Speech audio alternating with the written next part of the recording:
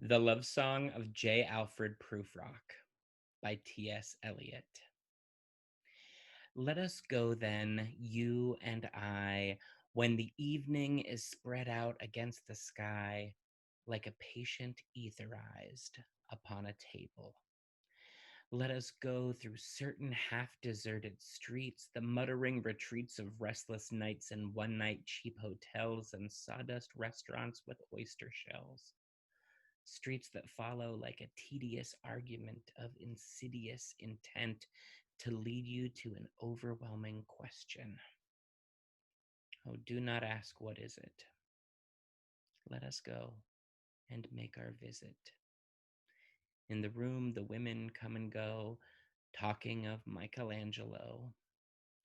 The yellow fog that rubs its back upon the window panes, the yellow smoke that rubs its muzzle on the window panes, licked its tongue into the corners of the evening, lingered upon the pools that stand in drains, let fall upon its back the soot that falls from chimneys, slipped by the terrace, made a sudden leap, and seeing that it was a soft October night, curled once about the house and fell asleep. And indeed, there will be time for the yellow smoke that slides along the street, rubbing its back upon the window panes. There will be time. There will be time to prepare a face to meet the faces that you meet.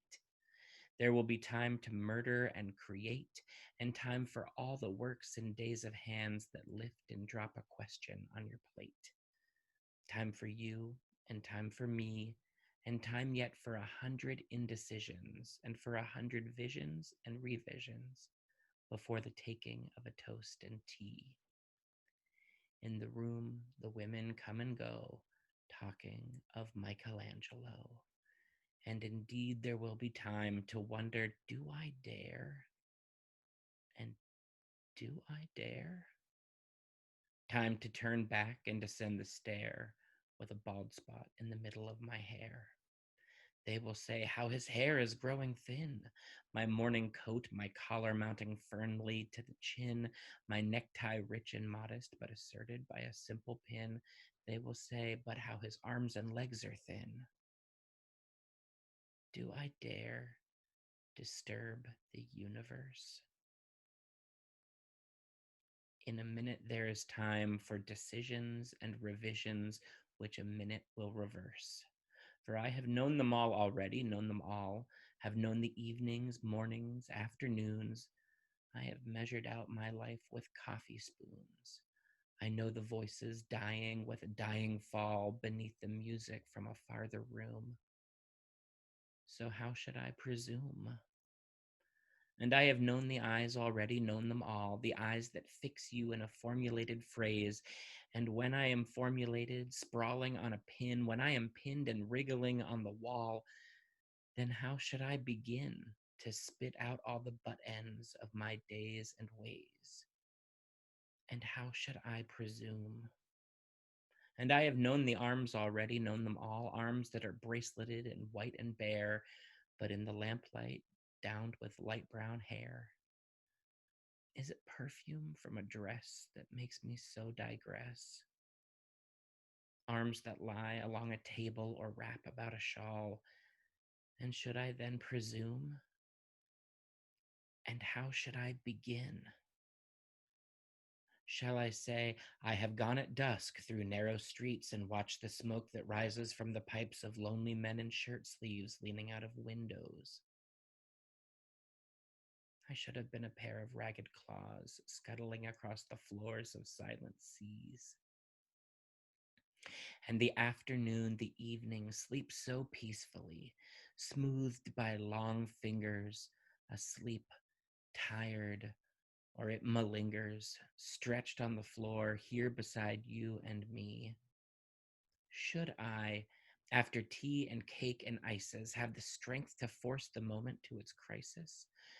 But though I have wept and fasted, wept and prayed, though I have seen my head grown slightly bald, brought in upon a platter, I am no prophet, and here's no great matter. I have seen the moment of my greatness flicker, and I have seen the eternal footman hold my coat and snicker, and in short, I was afraid. And would it have been worth it after all? After the cups, the marmalade, the tea, among the porcelain, among some talk of you and me, would it have been worthwhile to have bitten off the matter with a smile, to have squeezed the universe into a ball, to roll it towards some overwhelming question, to say, I am Lazarus, come from the dead, come back to tell you all, I shall tell you all? If one settling a pillow by her head should say, that is not what I meant at all. That is not it at all. And would it have been worth it after all?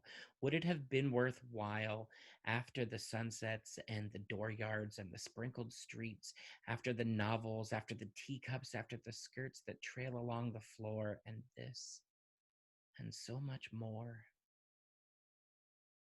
It is impossible to say just what I mean.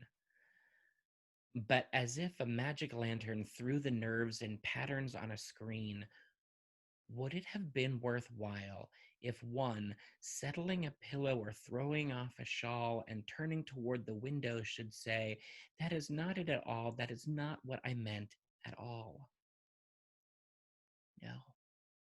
I am not Prince Hamlet, nor was meant to be.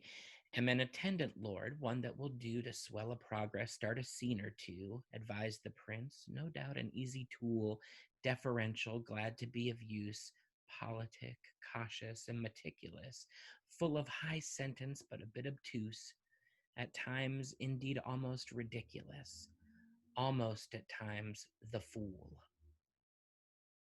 I grow old. I grow old. I shall wear the bottoms of my trousers rolled. Shall I part my hair behind? Do I dare to eat a peach? I shall wear white flannel trousers and walk upon the beach. I have heard the mermaids singing, each to each. I do not think that they will sing to me.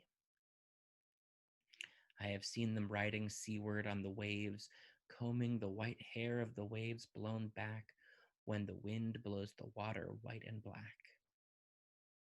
We have lingered in the chambers of the sea by sea girls wreathed in seaweed red and brown, till human voices wake us, and we drown.